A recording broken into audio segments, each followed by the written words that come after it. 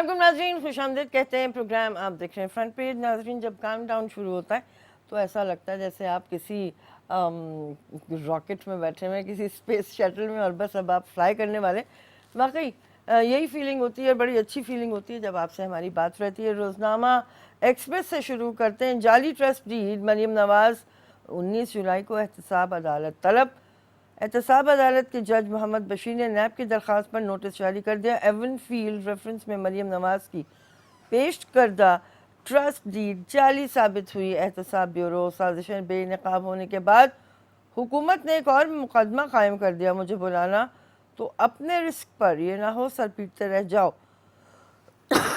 मेरी बातें सुन सकोगे ना सह सकोगे, ये कह रही हैं मरीम नवाज़ साहिबा। जस्टिस खोसा से कायम मकाम chief justice Islamabad high court की मुलाकात। वफाकी काबीना नवाज शरीफ और जरदारी के बैरूनी दौरों पर 3.25 अरब अखराजात। मीडिया पर मुल्ज़मान के बयानी की तशहीर का नोटिस। साबिक़ वज़ीर आज़म ने 1 अरब 83 करोड़, साबिक़ सदर ने 1 अरब 42 करोड़ रुपए खर्च किए। ज़ाती दौरों पर भी लंदन और दुबई गए, करोड़ों के तहाइफ बांटे। दोनों के इजाफी अखराजात और इलाज की तफसीलात भी तलब। चेयरमैन सेनेट के खिलाफ अदम एतमाद की करारदाद जमा। संजुरानी का मुस्ताफ़ी होने से इनकार। मरूफ अदाकारा ज़हीन ताहिरा इंतकाल कर गई। इन्ना लिल्लाहि व इन्ना इलैहि राजिऊन। बड़ी मंझी और बड़ी सीनियर अदाकारा, बड़े बहुत सारे ड्रामों में इन्होंने, लातादाद ड्रामों में इन्होंने काम किया। बल्कि एक और अफसोसनाक खबर भी आपके साथ शेयर करेंगे। कराची में फायरिंग के वाक़यात, सहाफ़ी समेत 4 अफराद जाँ बहक। एक निजी नशरियाती इदारे के एंकर सहाफ़ी जो थे मुरीद अब्बास, उनका कल कत्ल किया गया। डिफेंस में फायरिंग, निजी टीवी चैनल के एंकर मुरीद अब्बास और खिज़र जाँ बहक। मुलजिम ने दोहरे कत्ल के बाद ख़ुद को गोली मार ली। तो ये इस वक्त हमारे सामने की ख़बरें हैं, लेकिन हम इन ख़बरों पे ज़्यादा तबसरा नहीं करेंगे। और हमने आज दावत दी हुई है बदियुज़्ज़मा को, हमारे स्पोर्ट्स के नुमाइंदे, स्पोर्ट्स कॉरेस्पॉन्डेंट। इनसे जानेंगे क्रिकेट के मैदानों में जो कुछ हो रहा है। यानी हम वर्ल्ड कप की बात कर रहे हैं। कल न्यूजीलैंड और भारत के दरमियान जो सेमीफाइनल खेला जाना था, वो क्यों नहीं हुआ, बदी से जानते हैं। और इसके अलावा भी जो वापसी पे, टीम की वापसी पे प्रेस कॉन्फ्रेंस की सरफराज ने, उसका क्या अहवाल था, ये सारी बातें करते हैं। अस्सलाम वालेकुम। मौसम कैसी हैं? खैरियत? अल्लाह का शुक्र है। कल क्या हुआ भाई?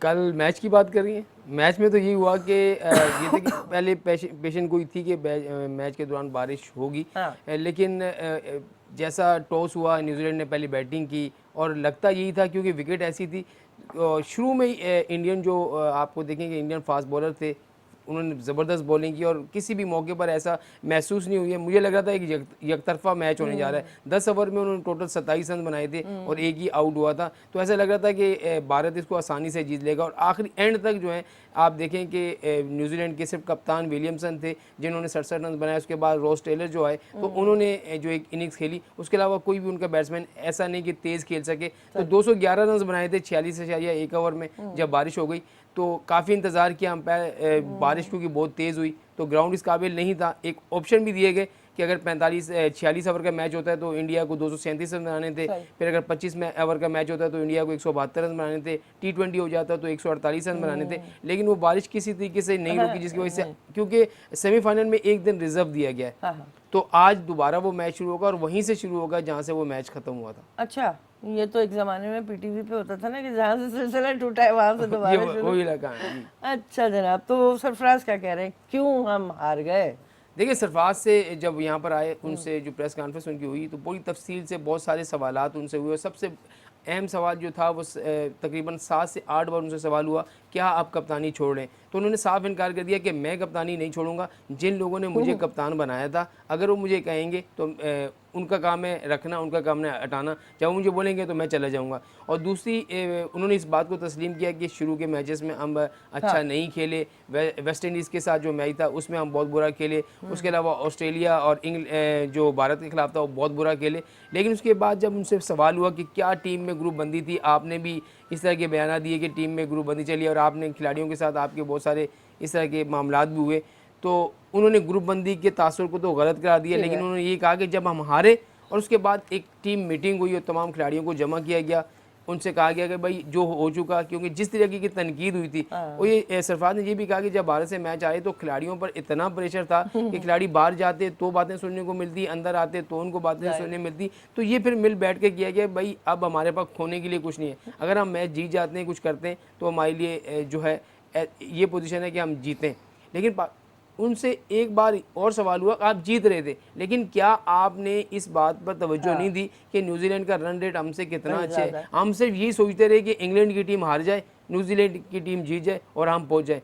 वहाँ पर रन रेट को आपने देखा ही नहीं। हम 13 ओवर में वेस्ट इंडीज़ से हारे, उसके अलावा अफगानिस्तान जैसी जो बहुत कमज़ोर टीम, हम तो उसको कमज़ोरी कह रहे थे, लेकिन उसने आउटस्टैंडिंग परफॉर्मेंस दी, और वहाँ पर आपने जो है रन रेट बढ़ाने की कोशिश क्यों नहीं की? तो उन्होंने उसका एक ही वो बात बताई कि वहाँ पर पिच ऐसी थी कि हमने खेलने की कोशिश तो की, लेकिन वहाँ पर पिच ने हमारा साथ नहीं दिया। तो बहुत सारी बातें हुई, कप्तानी से मुतालिक बातें हुई। मुझे लग रहा है कि सरफराज को जो है वो बोर्ड की जानिब से थोड़ा बहुत आशीर्वाद मुझे लग रहा है मिल गया है कि उनको शायद ना हटाया जाए। चलें ठीक है, क्योंकि बोर्ड के पास चॉइस भी तो कोई बिल्कुल बहुत चॉइस। ज़्यादा अब देखिए ना, उसके बाद आप टीम में बताएं कि सरफराज के बाद कौन है आपके पास कप्तान? फिलहाल तो कोई नहीं। बिल्कुल कोई नहीं है, क्योंकि हफीज की क्रिकेट अब खत्म है, शुएब मलिक चले गए। बिल्कुल। उसके अलावा अगर आप बाबर आजम को कप्तान बनाते हैं तो आप उसके साथ ज्यादा इस वजह से करेंगे कि वो कप्तानी का प्रेशर अगर उसके ऊपर आ गया तो फिर बैटिंग भी इससे चला जाएगा। और इमाद वसीम की लोग बात करें ना कि इमाद वसीम फिट खिलाड़ी नहीं है, वो तो अगर T20 में, मैं तो कहता हूँ T20 तक उसको महदूद है, क्योंकि उसकी घुटने का प्रॉब्लम चल रहा है। किसी भी वक्त खुदा न खासा इस तरह की प्रॉब्लम हो जाती है तो फिर आपको मसले मसाइल हो जाएंगे। बिल्कुल सही है। फ़खर को इन्होंने तजुर्बा करके देख लिया, फ़खर भी नहीं चल पाया था। लेकिन कप्तान से सवाल हुआ फ़खर के बारे में तो कप्तान उसके दिफा ही करते रहे। नहीं, बहैसियत कप्तान की बात कर रही नहीं, फ़खर देखिए, फ़खर की एक आदमी जो टीम में उसकी जगह नहीं बनती उसको कप्तान आप कैसे रखेंगे? मैं वहाँ से सवाल हुआ कि भाई पूरे वर्ल्ड कप में फ़खर की बैटिंग नहीं चल रही थी और आपने 9 के 9 मैचेस खिला दिए, तो आप चेंज भी कर सकते थे। तो उन्होंने कहा कि हमारा मेन खिलाड़ी था, नहीं चल पाया, उसने बहुत कोशिश की। हसन अली का भी दिफा करते हुए नजर आए। तो ऐसा है कि जब टीम परफॉर्म नहीं कर रही आप वहाँ पर रिस्क ले सकते थे, मोहम्मद हफीज़ से ओपनिंग करा सकते थे, दूसरे खिलाड़ी को लेके जा सकते थे। लेकिन ऐसा ही हुआ कि वो जो गलतियां हैं, मेरे ख्याल में हम 5 मैच आखिरी के हम मैचेस तो जीते, लेकिन अब जब टीम वापस आई है तो ये भूले नहीं कि हम जीत के साथ हमने सफ़र ख़त्म किया। तो अब वो जो गलतियां जो पूरे वर्ल्ड कप ने की, पाकिस्तान क्रिकेट बोर्ड को, टीम मैनेजमेंट को बैठ कर ये सोचना होगा कि जहाँ जहाँ गलतियाँ हुई हैं, बैटिंग से गलतियाँ तो बैट्समैनों से पूछा जाए, हेड कोच से गलतियाँ हुई तो उससे पूछा जाए, चीफ सेलेक्टर की टीम अगर ऐसी थी तो उससे पूछा जाए, लाजिम पूछा जाए। ये नहीं कि आप आखिरी के 4 मैच जीत गए तो आप सब कुछ खत्म हो गया। हमेशा से ये होता रहा है और इसी वजह से टीम की जो तो भाई हम ये भी तो कहते रहते हैं ना कि तुम जीतो या हारो, हमें तुमसे प्यार। ये नहीं कहना चाहिए ना। जब जीतते हो तो आपको लोग कितना सर आंखों पर बैठाते हैं। आप देखें पिछली बार जब चैंपियंस ट्रॉफी आप जीत के आए तो सरफराज अहमद को घर पहुंचते पहुंचते मेरे ख्याल में 3 से 4 घंटे लगे थे, और टाइम भी आप देखें रमज़ान थे और लोग जो है सहरी तक उनके घर पे खड़े थे। तो जीतते हैं तो सर आंखों में बैठाते हैं, तो हारते हैं तो फिर इनका गुस्सा जो है बजा होता है। अच्छा ठीक है। क्या नाम है इनका, इमामुल हक भी कह रहे हैं I let the country down but you have to learn from mistakes. तो अब ये कौन सी गलतियाँ ऐसी हैं जो आप समझते हैं कि इमाम को उससे सीखना चाहिए? देखिए, इमामुल हक की पर तो जब से वो टीम में आए उन पर एक ही बात है कि वो पर्ची प्लेयर हैं। और क्या वो वाकई पर्ची प्लेयर? देखिए, मैं इस बात को लोग कहते हैं कि पर्ची प्लेयर, देखिए लोग इसको कहते हैं पर्ची प्लेयर, लेकिन एक पर्ची प्लेयर टीम में आए और परफॉर्म ना करे तो फिर बात बनती है। इमामुल हक को जब से आपने टीम में लिया है, मुझे नहीं लगता कि कहीं पे उसने जो है खराब परफॉर्मेंस दी हो। इस वर्ल्ड कप में जरूर हुआ है कि वो सेट होने के बाद ऐसी पोजीशन पे आउट हुआ है जो पाकिस्तान को उसका नुकसान हुआ है। इस बात को वो तस्लीम कर रहे हैं कि मैं अपनी इस बात को तस्लीम करता हूँ। लेकिन अगर आप इमाम को हटा देते हैं, फ़खर आपका चल नहीं रहा, मुझे बताएं आपके पास ओपनर है कौन? उसके वो अलग बात है कि वो चीफ सेलेक्टर का भतीजा है और उसके बाद उस पर ये लेवल लग गया है, लेकिन उसने अपनी परफॉर्मेंस से प्रूव किया है कि अगर पर्ची पे भी आया है तो उसने अपनी परफॉर्मेंस में टीम में जगह बनाई है। बिल्कुल सही है जनाब। वो क्योंकि ये बात इसमें छपी हुई भी है कि इमामुल हक चचा के दिफा में सामने आ गए। इब्तदाई 5 मैचेस में टीम के ख़राब खेल की वजह इंज़माम को करार नहीं दिया जा सकता, ओपनर कह रहे हैं, और टीम में ग्रुप बंदी नहीं, खेल पर तनकीद करें, ज़ाती ज़िंदगी को ज़ेर बहस ना लाएं। तो वो ये बात कर रहे हैं। अच्छा जनाब, बेहतरी का सफर जल्दबाजी से गुरेज, बोर्ड फूंक फूंक कर कदम रखेगा। वो बोर्ड इतना ना फूंके मारे कि उसका कोई असर ही ना बचे। नहीं, अब देखिए ना, जब आपका ये वर्ल्ड कप खत्म हो गया हाँ। तो आप हेड कोच वहीं से अपने मुल्क चले गए, हाँ। बॉलिंग कोच वहीं रह गए।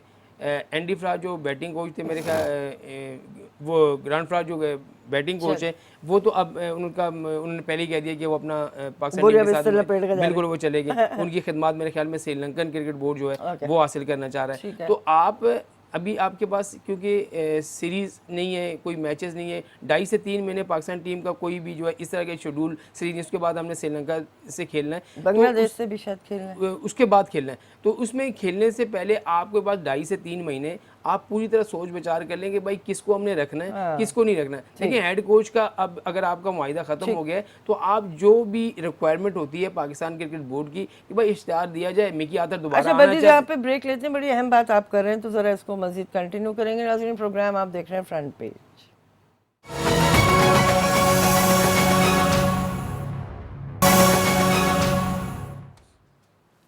जी नाज़रीन, खुशामदीद कहते हैं, प्रोग्राम आप देख रहे हैं फ्रंट पेज। जो खबरें अब हम स्पोर्ट्स के हवाले से ही बात करें, ज़ाहिर वर्ल्ड कप के हवाले से, तो थोड़ी सी खबरें और देख लेते हैं। कोई काम जल्दी में नहीं करेंगे, कप्तान के तकर्रुर समेत अगले 4 साल को जहन में रखकर फैसले किए जाएंगे। मिकी आर्थर के माहदे में 1 साल तौसी का तासुर दुरुस्त नहीं, एहसान मानी। कोच से मुलाकात में टीम की कारकर्दगी पर बात हुई। प्लेयर्स में जहनी पुख्तगी की कमी पर काम होना चाहिए। चेयरमैन श्रीलंकन बोर्ड का आर्थर को टीम की कोचिंग सौंपने पर गौर। Media reports. अभी जो आप बात कर रहे थे, आप ये कह रहे थे कि 2-2.5 महीने का टाइम ऐसा है बोर्ड के पास कि जिसमें वो कोई फैसला कर सकता है, ताकि आइंदा आने वाले जो भी इवेंट्स हैं, जितनी भी हमारी सीरीज़ वगैरह हैं मुख्तलिफ, उससे पहले हमारा ज़रा क़िबला दुरुस्त हो जाए। लेकिन बोर्ड तो कह रहा है कि वो बड़ा सोच समझ के ये काम मैं वही कह रहा हूँ कि इनके पास अब 2 से 2.5 महीने हैं। अभी पाकिस्तान क्रिकेट ने जो क्रिकेट बोर्ड ने जो कमेटी बनाई है, क्रिकेट कमेटी, उसका इजलास जो है वो इसी माह के आखिर में 23 या 24 जुलाई को होना है, और जिसमें तमाम तर जो कारकर्दगी होगी वर्ल्ड कप में पाकिस्तान टीम की, क्योंकि हेड कोच जो है वो अपनी रिपोर्ट देंगे, मैनेजर अपनी रिपोर्ट देंगे, और उसके अलावा बॉलिंग कोच जो है वो अपनी अपनी रिपोर्ट जो है जमा कराएंगे। और वो जो वजूहात हैं पाकिस्तान टीम की शिकस्त की, क्या हम कहाँ पर लैब कर रहे थे, वो सारी चीज़ें जो है वो बार बार डिस्कस होंगी। और उसके बाद जो है फैसले किए जाएंगे कि आया कप्तान को कितने अरसे के लिए बनाना चाहिए, आया हेड कोच को दोबारा रखना चाहिए, या चीफ सिलेक्टर अब कौन होगा। क्योंकि मुझे नहीं लगता कि अब इंज़माम उल हक को दोबारा जो है वो चीफ सिलेक्टर की जिम्मेदारियां दी जाएं, क्योंकि ये भी चेंज करना है। उसके अलावा अब हेड कोच जो मिकी आर्थर आज से 1 दिन पहले जो है वह लंदन में चेयरमैन से मिले, तो जब चेयरमैन ने सारे इख्तियारात एमडी को दे दिए हैं तो मेरे ख्याल में डायरेक्टली आपका चेयरमैन से मिलना कुछ बनता नहीं है, क्योंकि पहले ही वो वर्ल्ड कप के दौरान ही मिकी आर्थर कह चुके थे कि वो चाहते हैं कि पाकिस्तान टीम के साथ 2 साल मजीद काम करें। तो लेकिन देखें, ये चीज़ें अब पाकिस्तान क्रिकेट बोर्ड को भी सोचना होगा कि अगर हम तमाम चेंजिंग कर रहे हैं, चाहे हम कप्तान चेंज कर रहे हैं, चाहे हम खिलाड़ियों में से, क्योंकि अब मोहम्मद हफीज़, शुएब मलिक तो चले गए, मोहम्मद हफीज देखिए मोहम्मद हफीज को वक़ार यूनुस ने मशवरा दिया कि भाई आप जो है ना आप रिटायर हो जाए। लेकिन हमारे यहाँ क्रिकेट देखें, बहुत सारी ममालिक है, आप AB डिविलियर को देख लें, अपने उरूज के उसमें उसने क्रिकेट छोड़ दी जब उसने देखा कि मेरी टीम में मुझसे वो परफॉर्म नहीं हो रहा। अब वो बहाना क्या बना रहे हैं, देखिए हम जो है ना हर शिकस्त के बाद एक बहाने तराशना चाहिए। अब मोहम्मद हफीज़ क्या बहाना है कि वर्ल्ड कप में मेरी कारकर्दगी इस वजह से थोड़ी मुतासर हुई कि मुझे 1 नंबर नहीं मिला, मुझे कभी 5 के मुझे कभी मुझे ओपनिंग कराएं। मुझे ये बताएं कि 4 मैचेस ऐसे थे जिसमें मोहम्मद हफीज़ उन बॉलर से आउट हुए कि जो रेगुलर बॉलिंग ही नहीं कराते, उन्होंने 1 ओवर कराया, सिर्फ हफीज़ को आउट किया, उनको बॉलिंग नहीं दी। खुद सोचें कि आप इतने सीनियर बैट्समैन हैं, और दुनिया जो ममालिक की टीमें आई थी उसमें अब बांग्लादेश के शुकेब अल हसन थे, वो सीनियर थे, उन्होंने एक रोल प्ले किया, उनकी टीम नहीं जीती लेकिन उन्होंने बैटिंग बॉलिंग फील्डिंग में एक रोल प्ले किया। विलियमसन है, दूसरे इंग्लैंड के जो सीनियर खिलाड़ी हैं वो अपना रोल प्ले कर रहे हैं, आपने वहाँ पर क्या रोल प्ले किया, मुझे ये बताएं कि इतने बस वो शुरू में जाके वही मैं कह रहा हूँ एडवर्टाइजमेंट करनी है तो आप वैसे कर लें, और वहाँ पर मूछों को ताव देते रहें और वर्ल्ड कप में हम आगे नहीं जा सके। लेकिन आपसे टीमें, आपसे लोग उस वक्त खुश होंगे, आपके शायकीन उस वक्त, कौम उस वक्त खुश होगी जब आपकी परफॉर्मेंस होगी। इस तरह की परफॉर्मेंस से लोग खुश नहीं होंगे, आप जितने ही बहाने करें। मेरे ख्याल में तो अब पाकिस्तान क्रिकेट बोर्ड को मोहम्मद हफीज़ के बारे में फैसला कर लेना चाहिए, क्योंकि अब उनमें वो दमखम नहीं है। अच्छा जी, बड़े अफसोस की बात है बदी। अस्सलाम वालेकुम।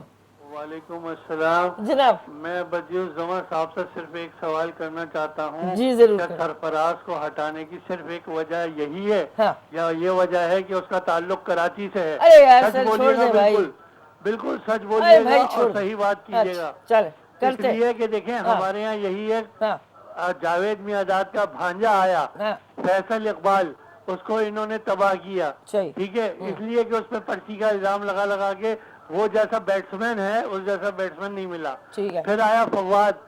ठीक है, अब आप अनवर अली एक है, इतना अच्छा स्पोर्ट्समैन है, उसको इन्होंने बिठा बिठा के जाया कर दिया है। ठीक है ठीक ठीक है, है जी। इन बातों का मेरे सवालों का जवाब दे सकते हैं? जी ज़रूर देंगे जनाब। और मैं ये कराची और इस्लामाबाद और लाहौर की लड़ाई मुझे बिल्कुल भी पसंद नहीं है। जो खेलता है पाकिस्तान के लिए खेलता है। बदी इस बारे में जो भी नहीं कहना देखिए, चाहे। ये जो उन्होंने बात की कि कराची, देखिए सरफराज कितने ऐसे से कप्तानी कर रहे हाँ। हैं। जब मिसबा रिटायर हुए उसके बाद उनको लोगों ने कहा भाई कप्तान सरफराज को होना चाहिए। टेस्ट का भी कप्तान बन गए, वनडे की भी बन गए और T20 की भी बन गए। कप्तान नहीं चेंज किया। अभी भी देखें वर्ल्ड कप में वो कप्तान थे और बोर्ड ने अभी तक उनको हटाया नहीं है। और वो यहाँ ये होता है कि देखिए कप्तान की परफॉर्मेंस भी देखनी पड़ती है। आप वर्ल्ड कप में जो है सरफराज की अगर अपनी परफॉर्मेंस देखें तो लोग उस पर भी तनकीद कर रहे हैं, उनकी फिटनेस पे भी तनकीद कर रहे हैं, उन्हें जो कीपिंग की उस पर भी तनकीद कर रहे हैं। उसके बावजूद भी मुझे नहीं लगता कि पाकिस्तान क्रिकेट बोर्ड बहुत जल्दी में उनको हटाएगा। मुझे नहीं लगता कि सरफराज को कप्तानी से हटाया जा रहा है। बहुत सारी लोग बातें कर रहे हैं कि हो सकता है कप्तान को हटा दिया जाए, लेकिन क्योंकि उनकी विकेट कीपिंग भी तो परफेक्ट नजर नहीं आ रही। बिल्कुल नहीं। देखिए एक आदमी की जो फिटनेस होती है ना, आप दूसरे खिलाड़ियों, अब मैं मिसाल देता हूँ आपको, हम इंडियन प्लेयर्स की बात करते हैं। इंडियन प्लेयर एक 100 करके जा रहा होता है, आप खुद बताएं, मैच देख रही होती हैं तो वो 100 करके जा रहा होता है तो इतना अफसोस कर रहा होता है, बल्ला इधर मार रहा होता है जैसे वो पहली बॉल पे आउट हो गया। वो लगता ही नहीं है कि अभी बैटिंग करके गया। हमारे यहाँ 60-70 रन करने के बाद खिलाड़ी इतना हाँफ जाता है कि उसके पसीने, उसको इतना वो हो जाता है, इतना थक जाता है। तो यहाँ पर दूसरा अनवर अली की बात की तो अनवर अली को कितने चांस मिले मुझे बता दें, बहुत ज़्यादा चांस मिले। और अब उनकी जो फिटनेस है वो भी इस बात की इजाज़त नहीं देती। जहाँ तक फवाद की उन्होंने बात की, फवाद आलम की, वहाँ पर ये है कि फवाद आलम के साथ कोई और इशू है जिसकी वजह से वो टीम में शायद नहीं आ रहे, वरना उनकी परफॉर्मेंस नो डाउट बहुत ज़बरदस्त है रही है। उनको टीम में होना चाहिए था, कम से कम टेस्ट में उनको लाजमी होना चाहिए। ठीक है, अस्सलाम वालेकुम। वालेकुम अस्सलाम, रियाज खान बोल रहा हूँ मॉडल कॉलोनी कराची से। मुझे थोड़ा सा टाइम दीजिएगा मैडम। बात यह है कि कराची की या लाहौर की बात ना करें, सारे पाकिस्तान जो है एक जान है। और ये बातें ना करें कि जी वो कराची का है या वो लाहौर का है, कोई किसी कहीं का नहीं है, हम सब पाकिस्तानी है। कोई भी कप्तान है वो हमारे दिलो जान है। सेकेंडली ये बात करनी है कि जी जो मिकी आर्थर है या और गैर मुल्की कोचेज हैं पाकिस्तान में, उनसे बड़े बड़े टेस्ट क्रिकेटर, बड़े बड़े खिलाड़ी मौजूद है, उनको आप लेके आए, क्योंकि जो अपने घर का बंदा होगा उसी को दर्द होगा। अगर पाकिस्तान हारेगा तो पाकिस्तानी जो होगा उसको ज्यादा दर्द होगा, एक अंग्रेज को दर्द नहीं होगा। तीसरा ये कि अब अपना बदी भाई ने कहा कि जी ओपनर कोई और नहीं है, तो खुदारा ये अल्फाज ना कहें बदी भाई। पूरे पाकिस्तान में टैलेंटेड प्लेयर्स पड़े, लेकिन आप लोग उन्हें आगे नहीं आने दे रहे। मेरिट पे फैसले करें, पर्चियों पे फैसले ना करें। इंशाअल्लाह ताला अब नए लड़के लेके आए, हार तो वैसे ही रहे, नए लेके आए इंशाअल्लाह ताला। अगले वर्ल्ड कप से पहले पाकिस्तान की पूरी दुनिया में देखे ना, नए नए प्लेयर आते हैं। हम वही पुराने घोड़े चला रहे, वही पुराने पुराने पुराने, तो फिर ये चीजें नहीं होनी चाहिए। नए लड़कों को टैलेंट जब आप लेके आएंगे इंशाअल्लाह ताला पाकिस्तान का परचम हर मुकाम पे सुर्खरू होगा। और इस नारे के साथ पाकिस्तान जिंदाबाद। बहुत शुक्रिया जनाब, आपका जज्बा अल्लाह करे ऐसा ही हमारे खिलाड़ियों का जज्बा रहा करे जब वो मैदान में उतरते हैं। देखिए इनकी रियाज खान तो बड़ी क्रिकेट से वाबस्ता हैं, वो क्रिकेट खुद भी खेलते हैं, बातें सही कर रहे हैं। देखिए सबसे बड़ी बात है इन्होंने कहा ओपनर नहीं है, ओपनर बहुत हैं, लेकिन देखें हमारे यहाँ सबसे बड़ी बात है कि जो मैंने आपको पहली बात की थी कि PSL को हमने एक क्राइटेरिया बना लिया है, वहीं से खिलाड़ी को उठाना, वहीं से वनडे खिलाना, वहीं से टेस्ट खिलाना, ये मसला है। जब हमारे सेलेक्टर जो हैं वो जाकर जो डोमेस्टिक क्रिकेट नहीं देखेंगे, फर्स्ट क्लास मैचेस नहीं देखेंगे, देखिए वनडे के और टेस्ट के प्लेयर आपको सिर्फ और सिर्फ फर्स्ट क्लास क्रिकेट से मिलेंगे। आप 4 रोजा मैच जाके देखें, वनडे कप होता है वहां पर देखें, लड़के हैं, लेकिन जब ऐसा होता है कि बहुत सारे खिलाड़ी जो हैं वो जाया इस वजह से हो जाते हैं कि उन पर नजर ही नहीं पड़ती। और आबिद अली है, जबरदस्त ओपनर है, आप उसको अभी ब्रेक ले लेते हैं, वापस आते हैं। नाज़रीन प्रोग्राम आप देख रहे हैं फ्रंट पेज।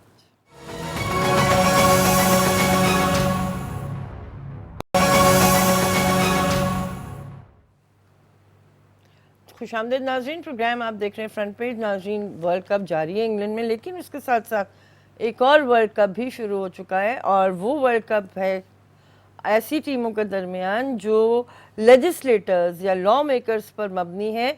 8 ममालिक की टीमें इस वर्ल्ड कप में हिस्सा ले रही हैं और इन तमाम ममालिक की जो लेजिस्लेटर्स की या लॉ मेकर्स की या पार्लियामेंटेरियंस की खिलाड़ी हैं वो इस टूर्नामेंट में हिस्सा ले रहे हैं। और इसमें जो दिलचस्प बात है, ज़्यादातर टीमों में तो वो खिलाड़ी जो खेल रहे हैं, जो पार्लियामेंटेरियंस, वो एमेच्योर्स हैं, यानी कि नौआमूज़ जिसे आप कहते हैं, या जिनका यानी शौक़ है खैर सिर्फ क्रिकेट खेलना। लेकिन बांग्लादेश के नईमुर रहमान एक ऐसे खिलाड़ी हैं जो कि नेशनल टीम को भी बांग्लादेश की चेयर कर चुके हैं या उसको कैप्टन के तौर पे लीड कर चुके हैं। और हमारे यहाँ भी एक ऐसे शख्स मौजूद हैं, लेकिन वो अभी बहुत मसरूफ़ हैं, इमरान खान साहब। तो ज़ाहिर है वो इस लॉ मेकर टीम में शामिल नहीं है। बहरहाल ये आपको हम एक दिलचस्प खबर दे रहे थे। और बदी जब ये लॉ मेकर्स पाकिस्तान से जा रहे थे तो बड़ी तनकीद इन पर हो रही थी कि ये अपने पैसों से खेलेंगे या पाकिस्तान के खर्चे पे खेलेंगे। तो फिर वजाहत आई थी कि नहीं, अपने अपने पैसे लगाएंगे। ये यहाँ पर एक ऐसा हुआ था कि पाकिस्तान की जब ये चला था कि वर्ल्ड कप होने वाला है पार्लियामेंटेरियंस का, क्योंकि इसमें तकरीबन 8 ममालिक हैं, बांग्लादेश भी है, श्रीलंका भी है, इंग्लैंड भी है। तो यहाँ पर उनकी काफ़ी बाकायदा तौर पर एक कैंप लगा था और कैंप में जो है ना सिलेक्शन हुई थी।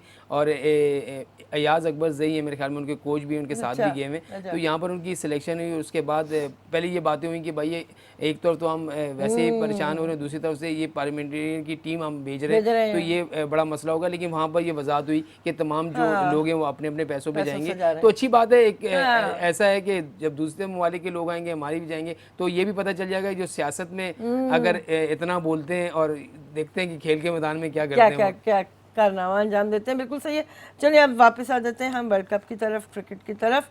तो जो बात हम पहले कर रहे थे टैलेंट की, आप कह रहे थे और बिल्कुल सही कह रहे थे। अच्छा, मैं अंडर 19 के हवाले से भी कुछ खबरें देख रही थी।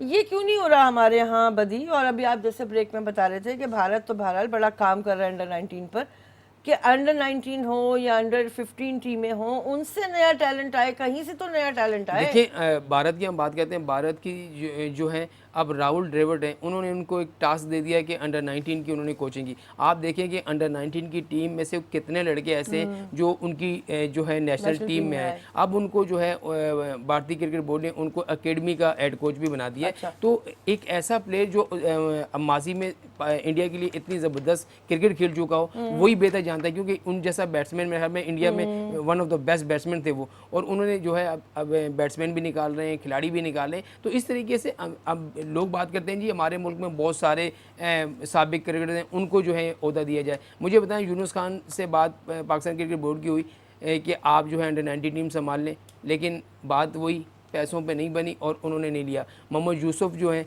वो उनसे बातचीत चली पाकिस्तान क्रिकेट बोर्ड की, लेकिन वही पैसों पे बात हुई और वो उन्होंने ये उधर नहीं। मेरी बात बताएं, जब पाकिस्तान क्रिकेट ने आपको इतना कुछ दिया, नाम दिया, पैसा दिया, इज्जत दी, तो चंद पैसों के लिए आप तो अब टीम की खिदमत करें। जब आप टीवी पे बैठ के इधर बैठ के तनकीद तो कर रहे होते हैं, तो यहाँ पर आए मैदान में उनकी टीम को सही तो करें, उन जो गलतियाँ हैं उनसे उनको तो दुरुस्त कराएं। अच्छा, खवातीन क्रिकेट को कौन देख रहा है? जलालुद्दीन? नहीं, जलालुद्दीन तो अब कोच उनको जलालुद्दीन को फारिग कर दिया गया था। अच्छा। लेकिन अब जो है जो खवातीन क्रिकेट टीम है उसकी आपने पिछले दिनों में हमने आपसे बात भी की थी, बहुत अच्छी परफॉर्मेंस उन्होंने वहाँ पर जाकर दी। और अब जो है साउथ अफ्रीका में, और अब उनकी जो पाकिस्तान क्रिकेट बोर्ड ने, लेकिन एक उनके साथ ज्यादती हुई है कि पहले 17 खिलाड़ियों को जो है वो पाकिस्तान क्रिकेट बोर्ड जो है वो कॉन्टैक्ट देता था, लेकिन इस बार उन्होंने 10 खिलाड़ियों को कर दिया। तो 10 खिलाड़ियों को कॉन्टैक्ट में रखा है। लेकिन ये अच्छी बात है कि डोमेस्टिक क्रिकेट के पैसे पाकिस्तान क्रिकेट बोर्ड ने बढ़ा दिए, उसके जो अलाउंसेस बढ़ा दिए, जिसकी वजह से खवातीन क्रिकेट में भी काफी ऊपर तक जा रही है। अस्सलाम वालेकुम।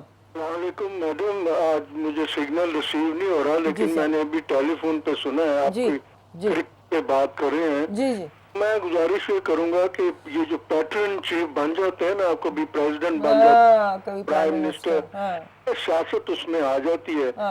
फिर वही बात है कि एक वन मैन जो थॉट है वो सारी प्रिवेल करता है हर चीज पे, सियासत पे भी, इकोनॉमी पे भी, स्पोर्ट्स पे भी। या मैं आपसे गुजारिश ये करूंगा कि Pakistan is not about these 2-3 people. सही बात। साल से इन लोगों ने 2-3 पार्टियां, 2-3 लोगों ने इनकी जो मड स्लिंगिंग है, एक दूसरे के ऊपर मुंह काले करने के काले मुंह भी हैं, उनको मजीद काला करना और मुल्क के लिए और कौम के लिए शर्मिंदगी का बायस बनना, कभी इसको उखाड़ पुछाड़ चेयरमैन हटा रहे हैं। पाकिस्तान इसलिए के लिए नहीं बना हुआ। सही कह रहे हैं। ये तो है, पाकिस्तान को इनसे बाहर निकलना चाहिए, सही कह रहे हैं। को बैन करना चाहिए, उनकी जबानों को बैन करना चाहिए। मैं तो समझता हूँ ये अगर चाइना में होते ना तो इनका भी वही हाल वो करते जो उन्होंने वो एक जो गॉड्स डैम के ऊपर 8-10 इंजीनियर या 400 इंजीनियर का किया था। ये पाकिस्तानी लोगों से तंग आया हुआ इनसे। पाकिस्तान को वैसे ही गुर्बत में इन्होंने मार दिया है, ना इनको कुछ आता है।